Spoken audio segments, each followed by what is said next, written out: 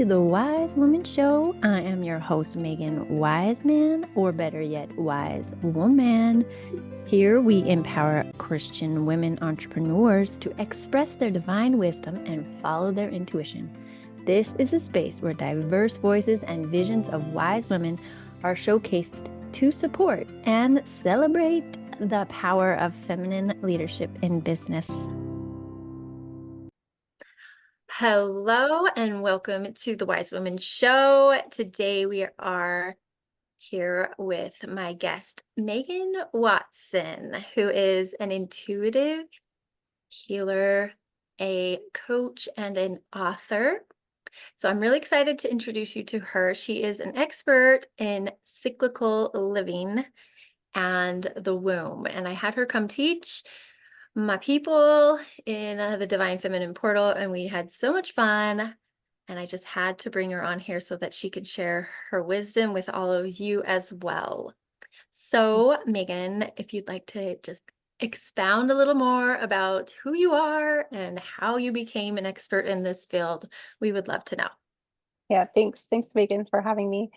I love talking about the womb and the cycles that we have because it is so it's something that we're a lot of the time not paying attention to and not really conscious of, but it can actually really affect us really deeply.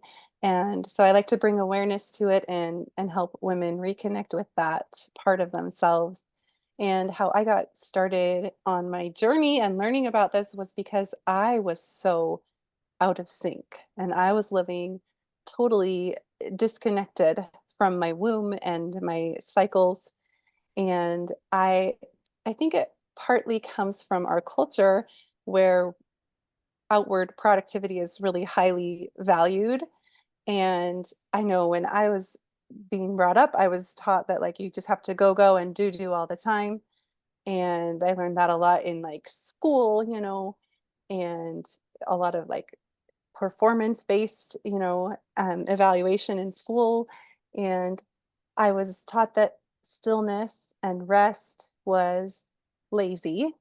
And so I kind of got on this hamster wheel of just go all the time. And I got really, really burned out. And I had a lot of health problems coming up because I wasn't allowing space for rest and for going inward. And I was just so focused on that outward performance.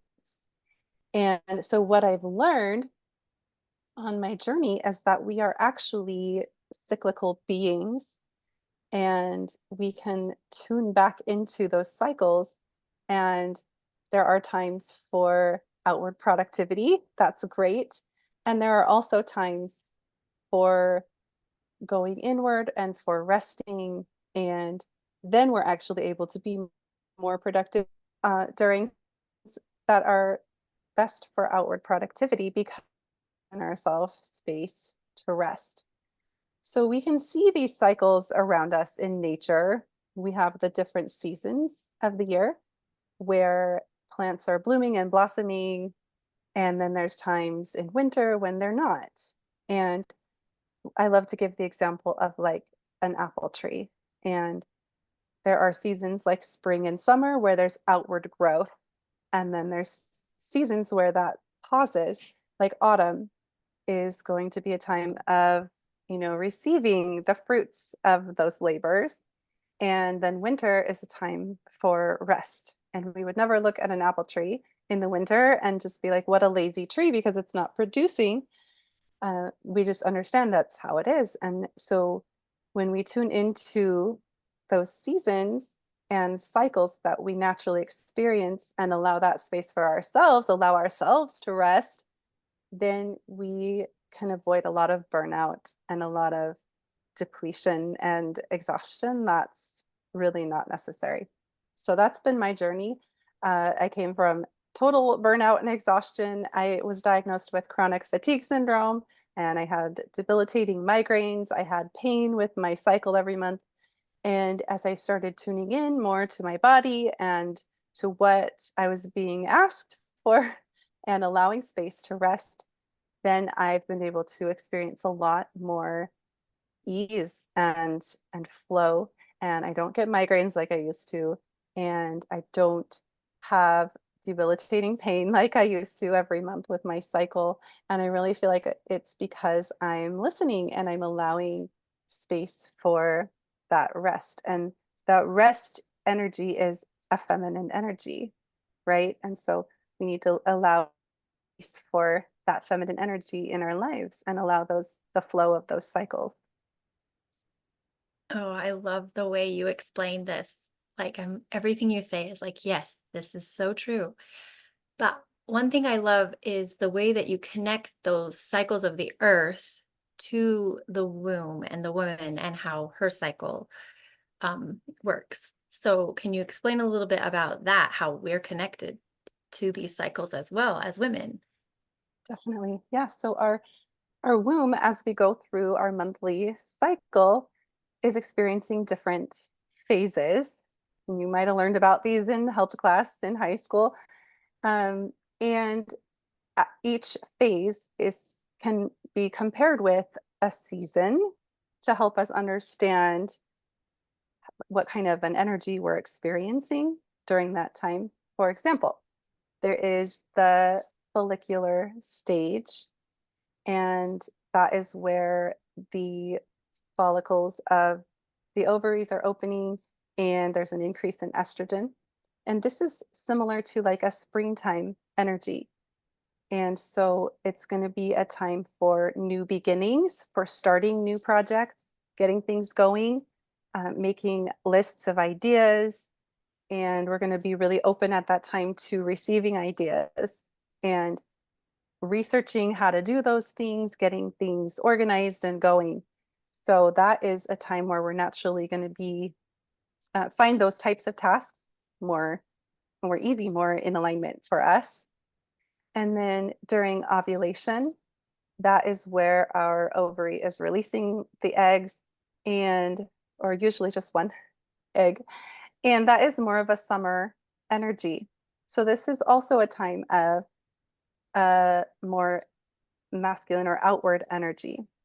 And so that's going to be like doing outward productivity, getting doing the things, doing the tasks that, all the ideas we had coming in before and we got the things started and now we're like really digging in and really doing the things. We're connecting with other people, which is, that outward energy, communicating and all of those things. So then the next stage is the luteal phase. And that is going to be more of an autumn energy. So this is where we're bringing those projects and those creative pursuits to fruition and to completion. And we are unwinding, we're wrapping things up, we're manifesting, bringing those things in to completion. We're tuning into our intuition. That's a big time for receiving intuitive downloads. And so that is a very feminine energy during that autumn season, that inner autumn feeling. And then we have the bleeding time of the cycle, and that is going to be similar to a winter energy. And so again, comparing to winter in nature, that apple tree we talked about earlier, it's a time for rest, right? And it's a time for releasing and letting go, pondering and thinking back through that whole cycle we just went through.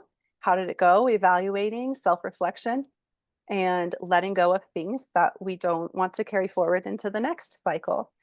And it's a great time for gratitude for that whole cycle we've just gone through, processing all of that and going inward.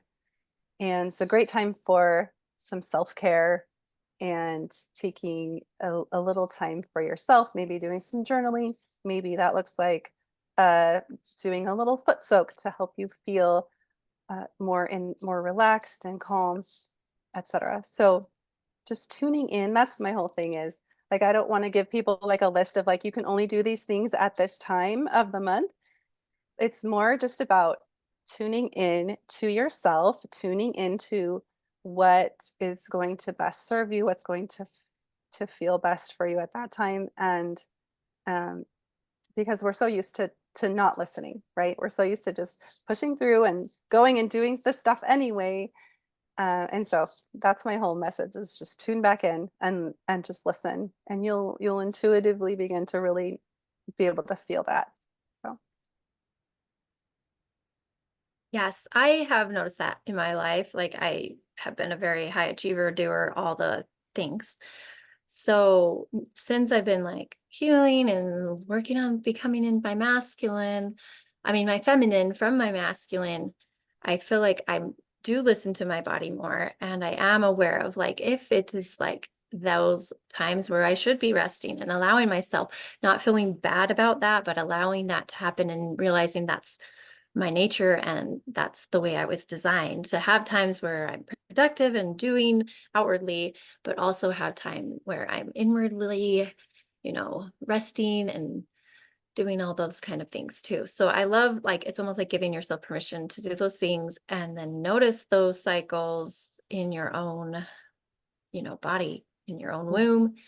yeah. And when we were in the class, you did mention apps and things that help us track so that we can keep track of that. And I have one and I love that because then I'm like, I don't even half the time know when my cycle's coming, or Mhm, my mhm, period's even on its way. So it's like surprises me. So it would be, I think, advantageous to be more aware of that instead of just like, oh, it's this thing. Like I remember you telling us in our class that like, how do we feel about that right now? Like, so many of us have negative beliefs or ideas about our cycle that maybe don't allow us to like want to get in tune and be connected to the womb.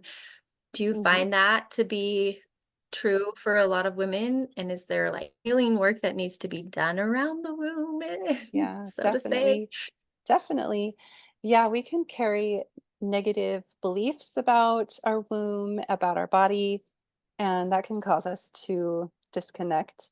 And some of that can be just from lived experiences. So, for example, just going through puberty can be traumatic sometimes for people and can make people want to disconnect and like, ooh, it's gross or it's so weird.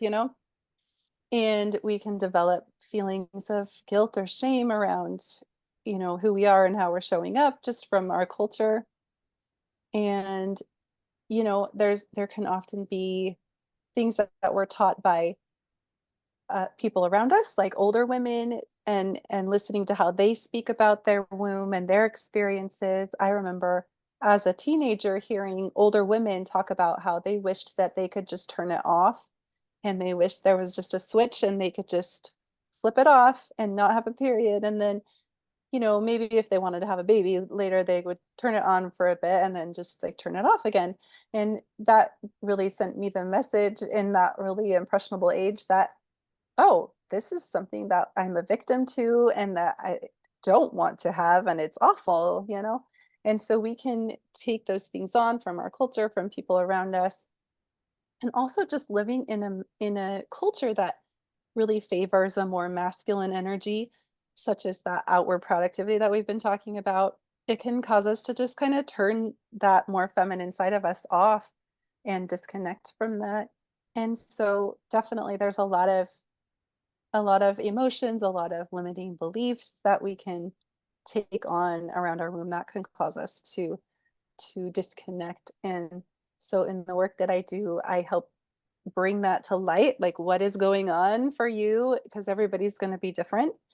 And let's get past those blocks so that you can feel comfortable connecting, and it can feel like a familiar part of yourself, a familiar friend, and not like, ooh, that's so gross or that's so foreign or that's so weird from being distant for so long. It can feel more comfortable and more natural and to tune into that part of yourself. So definitely, yes, there's a lot of a lot of healing that can happen in that place. And I would say most people carry some wounding in that area unless they've done a lot of work on it already. Right.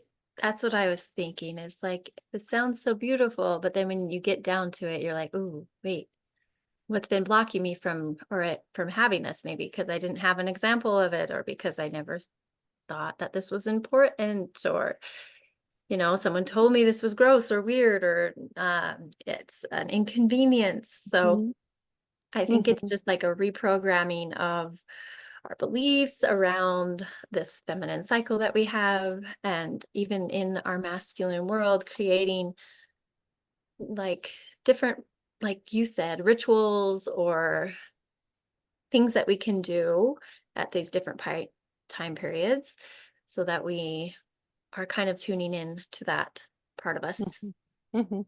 more often. Yes. Yeah, that's so true. And I remember you brought up that question in our class earlier of like, how can we do this? Like, how can we tune in and allow space for, resting when we live in such a masculine world?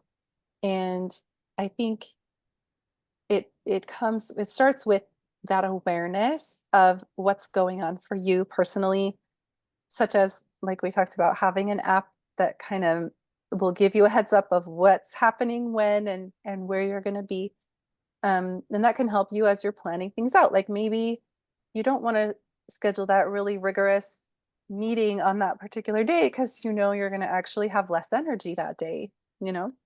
So just being mindful and aware can be a great start. And then I love the idea of creating a ritual for yourself for when you're bleeding that can feel really, really supportive and really delicious for you, that can feel like self-care.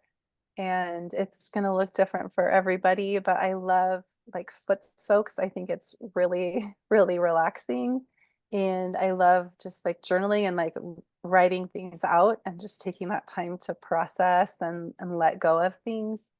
And so it really can be that simple. We may not be able to like take that entire day off and only sit there because we do have, we have to go to work, we have to make dinner, whatever. But I think as we have that awareness and we can, we're looking ahead, okay, I know that particular day I'm going to have a little less energy. We can carve some time out for ourselves to have a little more self care and a little bit of, a ritual or something that's going to help you feel rejuvenated and help you feel more in tune. And that's going to serve you later for those days when you are in a more spring or summer energy. You're going to be able to have more energy then and be more outwardly productive because you did take some time to take care of yourself during that winter season. Mm. So, yeah, so it is hard if you were just kind of mindlessly going through life. It really starts with the awareness, the awareness of what even is my cycle. Like I'm sure I learned about the cycle like in a health class sometime a long time ago, but like I as an adult had to go back and be like, what even are the phases of my cycle and what does that even mean? Or, what kind of energy I will have. And so maybe that's a good place to start too, is just like what even are the phases of the cycle and what is that going to look like for me? So yeah, Yeah. definitely a lot of like unlearning and then learning new things and then creating what feels good for you, and fitting that into the culture society that we have now. Just creating something for yourself that's going to work for you. Yes. Oh, I love that idea. When you said that, I was like, yes, why am I not doing something special? So for me, I'm like getting into this meditative dance that I do with music. And I feel like that would be very connecting for me, and like moving my womb. And it's like that releasing time. So I'm like, oh, I'll use my body and movement to Mm, release. that's cool. So we'll try that. And it feels more celebratory and like feminine to be like, oh, it's my special time, instead of like, oh no, here it is again. Hmm, hmm. Right? So I'm like gonna celebrate my body's ability to release and let go, that's what I'm gonna Oh, do. I So I'd love love to that. hear people's ideas if you want to comment and share anything that you have thought of about adding a ritual to your bleeding time. I love that Hmm. idea. or any questions that you have for me or Megan about this topic. We would love to hear more from you. So feel free to comment and share your ideas with us. Um, Kind of finally, Megan Watson, I know our names are similar, has written a book, and I was just going to let her share a little bit about that and then where they can connect with you. So tell us more about your book and then how do we find you? Sure.